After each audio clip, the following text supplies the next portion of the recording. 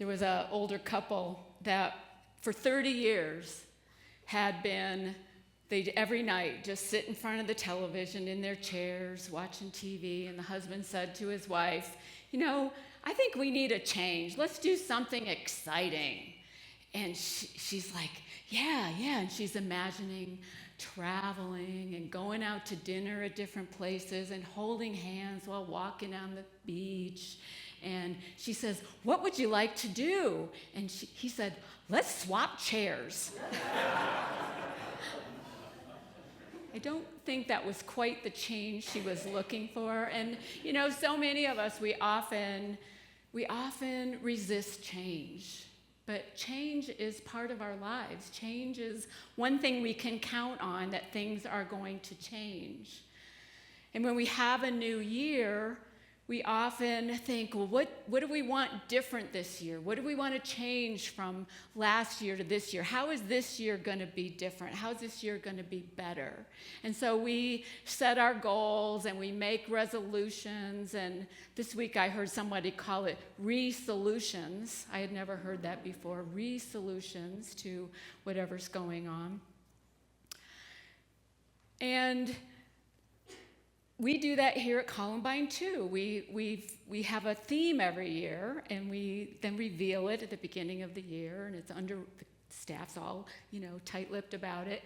But it sets our intention for the year. It sets our focus for the year. It's like an opening act that gets us ready. Warms up the audience, gets us ready for what's to come, for the year to come. And so this year, the staff and I have fun with this theme, and I'll reveal it in a second, keep you in suspense a little bit longer. On Wednesday, I was driving home from here, and the traffic was really heavy, like it usually is, and many of you know that I drive to Denver. And I think I was on I-25. I don't think I was on 36, but I look in my rearview mirror, and there's a car that is driving so close to me, I can't see the headlights. Like, it's like inches away, because I don't see the headlights at all. I just see, it was dark, and I just see the outline of a car. And there's traffic on all along the right, so I couldn't pull over, and on the left were double white lines for the express lane. And it was a little scary, but I had to keep looking for an opening, to get over, because, if I were to put on my brake or the car in front of me were to stop or slow down, this car behind me was going to hit me because it was that close. It was kind of scary. So I finally found an opening, and I was able to move over. And the car behind me, of course, I'm surprised he didn't clip the back end of me when he was going up, and got right next to the car that was in front of me. And I just blessed him. I just felt this gratitude, this gratefulness for having the opening, for somebody letting me in. They could see what was going on. I had my turn signal on, and just blessed him. That is not how I normally would react to something like this on the highway. The highway is a great spiritual journey for me that I get to practice constantly. So I just blessed him.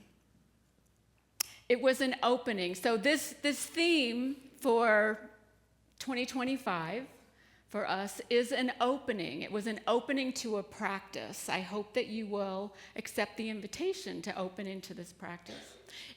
I read this book during my sabbatical in the summer, in July, and I started this practice, and it has been an opening for me to a new perspective, to a new way to greet my day, to a new way of not taking anything for granted, to a new way of showing up. And the book is what has spurred on this theme for us for this year, and it's Wake Up Grateful. And what if we spent a whole year waking up grateful? What if we took this year, 2025, and we came more alive in 2025 by waking up grateful, by not taking anything for granted? This is a great book. I read this book and I knew that we were going to do something with it. It's written by Christy Nelson, and Christy Nelson was diagnosed with stage 4 cancer when she was 33 years old. And she didn't have a good prognosis, and it had spread to, it was Hodgkin's lymphoma, and it had spread to her spine. And she spent, I think, 18 months in treatment, and the doctor, after her treatment was over, she said to the doctor, when can I just relax and know that I'm in the clear? And he said, never. You are never going to be in the clear. This is your life. And so she started this gratitude practice, this gratefulness practice of, she was just grateful to be breathing in the morning. She would wake up and she'd have to touch her face and realize that she's looking at the ceiling, like she's awake, she's alive, she's aware. And she started this practice. And then life goes on as it does, and she started getting more into her everyday routines and started notice that she was starting to take things for granted again, as we all do. We all do that. We take things for granted. And so she talks about how gratefulness is different than gratitude. Gratitude is a wonderful practice where we're grateful for something. We have gratitude for something that has happened, an experience that has happened, something that we have received. And it's a great practice to teach our kids, to say thank you. But gratefulness is realizing the great fullness of life. And the great fullness of life includes all the joy and all the sorrow, all the challenges and all the success. It includes everything, and we don't want to take anything for granted. We don't want to miss one precious moment of our lives. So it has helped me, this practice of waking up grateful, to have a different perspective, to not take things for granted. And yeah, I'm human, and I still get frustrated, and I still get angry, and I still do all that stuff, and not for as long.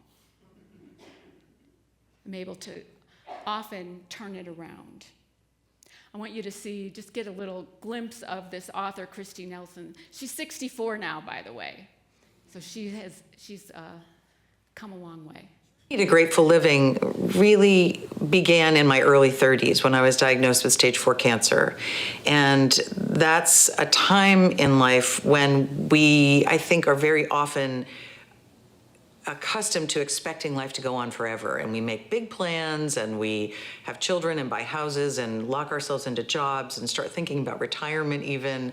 And at that time of life, for me to be taken out of that stream of my peer group and my generation, and basically in many ways becoming peer to people who are in their 70s and 80s, looking at the possibility of death and feeling the preciousness and the fleetingness of life, it woke me up to the reality of death, the importance of knowing that we're mortal and living our lives like they really matter in every single moment. And I lived that way for a while until I outlived what I expected to be my prognosis and started going back into the stream of life and rejoining my peer group and getting stressed out over things I never expected I would ever be stressed out about when I was surviving cancer, and said, oh, I'm going to treasure every moment. And what happened was I started taking life for granted. And I realized that I needed to remember how precious life was and to work at practicing living gratefully in every single minute so that I wouldn't forget. And that's really what helped me not take life for granted.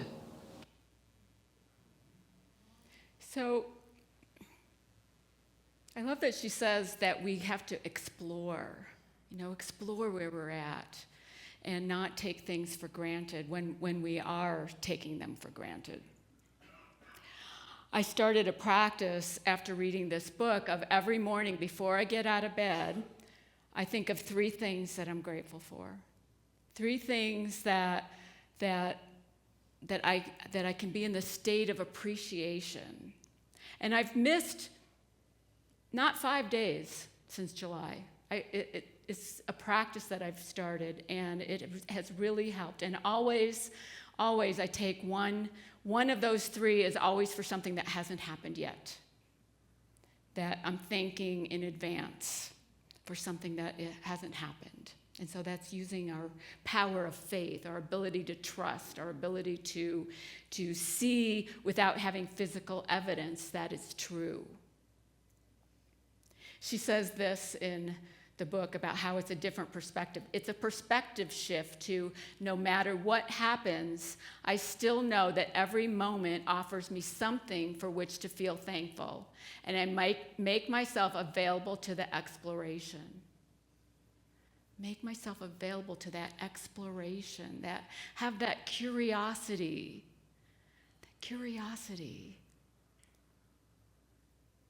Tomorrow's the inauguration, and I know there's a lot of different emotions from joy and gladness to sorrow and grief and anger over this.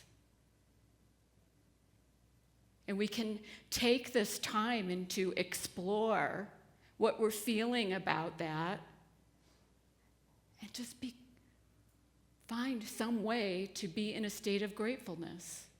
No matter what's happening in the world, we can find a state of gratefulness. The world is going to pull us out of that. Things are going to happen that take us out of that gratefulness. And she talks about the inhibitors. The inhibitors to gratefulness are assumptions and expectations, comparison and jealousy, scarcity, entitlement, invulnerability. All these things take us out of a state of being grateful.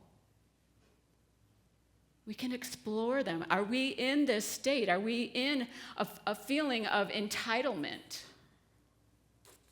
Are we in a state of scarcity?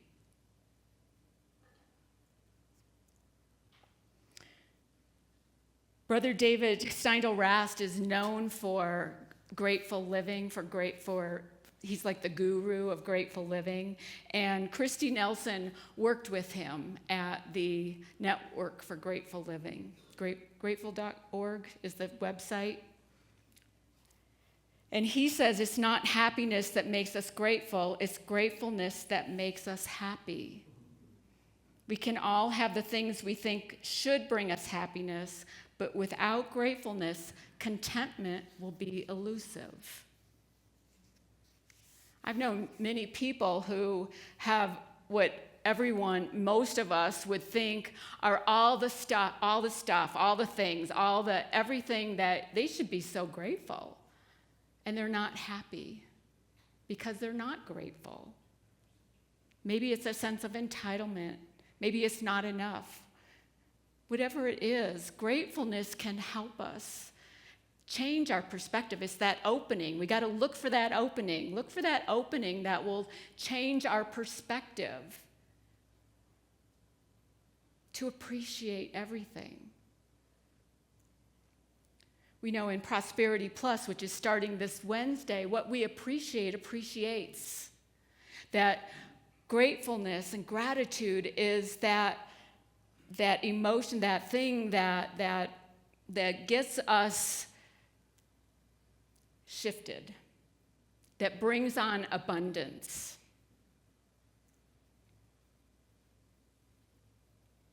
This week, I think it was Thursday, before I left for work, I had this optical migraine. Maybe some of you get them with the flashing lights, and mine kind of spirals, and where I can't even see anything because it's all just flashing lights. And so I was getting ready for work, and I had to just sit down, and I can't see, so I can't drive, obviously, to work or do anything. I just have to be quiet for 20 minutes, 30 minutes, and it usually passes.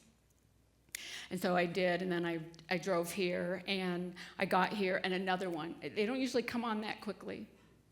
I had another one, and I slacked Ann and said, I gotta sit in my office with quiet, and I'm just gonna be in here for a little bit. And what I realized from that, what happens for me when that is, I can't see anything going on outside of me. I have to turn within. And I had been trying to work, I was working with the budget this week for Columbine. I had been and thinking about the 2 services that we're going to go to. And I had been looking outside of myself. I had been looking at, oh, where's the money going to come from? Oh, where are we going to get all these volunteers? Oh, how are we going to do 2 services? We did 2 services.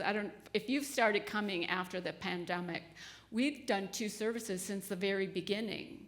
This is unusual that we have just one this long. And I was having my own resistance to, longer Sundays and all the stuff. And having these optical migraines with the flashing lights really, really was the opening for me to look within.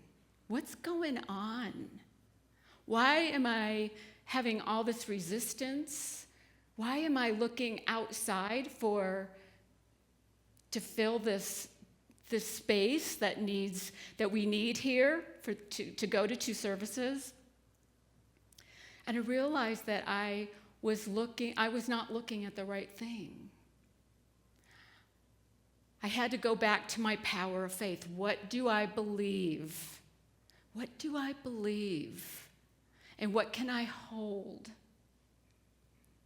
And what I believe is that God or spirit or divine or whatever you want to call it is my source, is our source here at Columbine. As much as we all want to think we're the source because we're giving our donations, right? We're tithing our time and helping out in service, sacred service. But Spirit is the source. Spirit is the source. And I had to go back to that. You all aren't my source. Spirit is the source, and this guidance has come to us. And for those of you, probably many of you don't know this, that we've been on the cusp of going back to 2 services for quite some time. Usually when a sanctuary is 70 to 80% full, it's time. Now, we've been there for a lot of months already, and the board's been talking about going back to 2 services for about a year. We've been talking about, when would be the right time? And now with the parking situation and with the new gate that's up there, it feels very uninviting. And thanks to all of you who answered the survey, 114 people answered the survey, and most of it was positive. Most of it was, yes, I support this. We decided we have to do it, and we can't wait. Like now is the time. So in 3 weeks, we go back to 9 and 11, and it'll be fantastic. And look what we're going to do. What my vision for this is we can grow. We could not grow with 1 service. We cannot grow with 1 service. Now, it looks like today, there's room to grow. Yeah, well, it's the weather. It's the weather. We've been at 70 to 80% capacity for many months.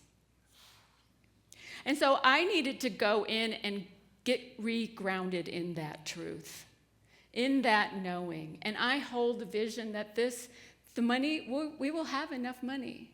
We will have enough volunteers. We will have plenty. Because this community, I love this community so much, and Prosperity Plus is always like, what would you love? What would you love in your life? And I would love to see us be a spiritual center, a spiritual home for anyone who wants it, for anyone who's looking to connect, for anyone that is looking for a place to call their home, because that's what I feel here.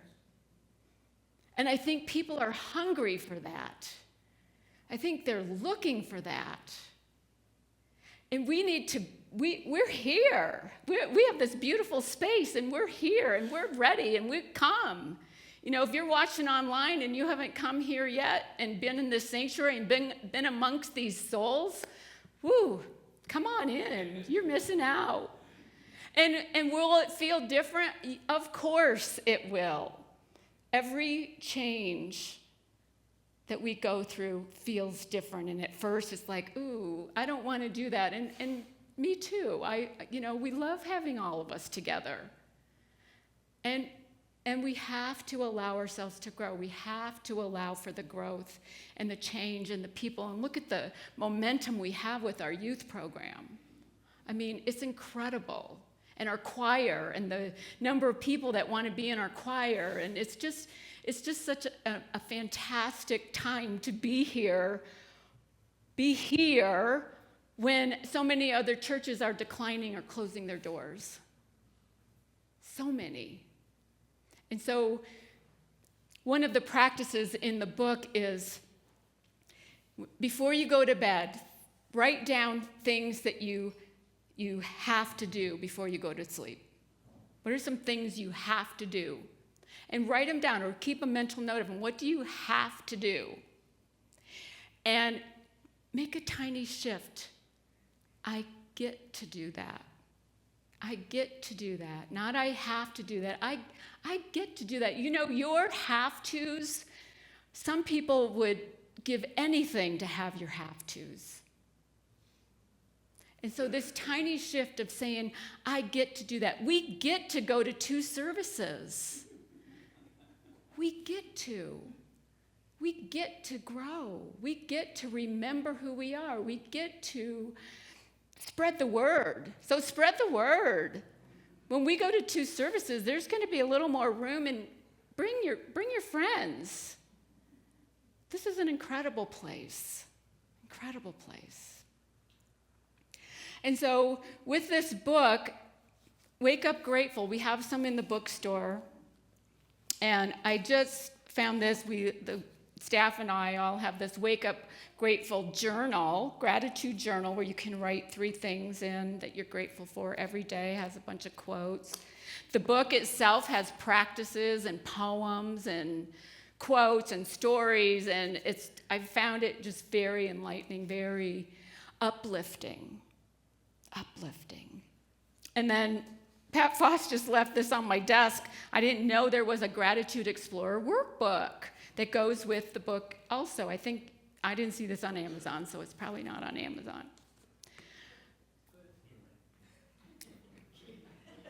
Sorry? I don't know if it's in our bookstore either. But we get to wake up grateful. We get to. We have life. So many times we talk about, is the glass half empty or half full? It doesn't matter. You have a glass. The glass is your life. And whether it's half empty or half full, be grateful for the glass. Be grateful for the container. Be grateful that we're here breathing and connecting and growing and learning. And allow this practice, if you will, this is an invitation, if you choose to accept it, to think of 3 things before you get out of bed. You know, and some days it's a struggle. And so it's a time to just, okay, I'm not getting out of bed. My feet are not going to hit the floor until I have those 3 things. It can change how you look at your day. It has for me. So that's the first invitation. And the second is we have a jar for 1 per family out in the lobby. You probably, if you peeked under the tablecloth that it's covering it, a bunch of jars that say gratitude on them. And take 1 home. And throughout the year, you might want to use colored paper so it looks pretty, but write down things that you're grateful for and put them in the jar. And then at the end of the year, take them out and read them. Think about what 2025 brought you. All these things and experiences and people and connections that brought gratitude to your life. It can change how you see life. So look for that opening, whatever that opening will be for you, and hopefully gratefulness, gratefulness. See the great fullness of your own life. Come alive in 2025 and wake up grateful. Peace be with you. Namaste.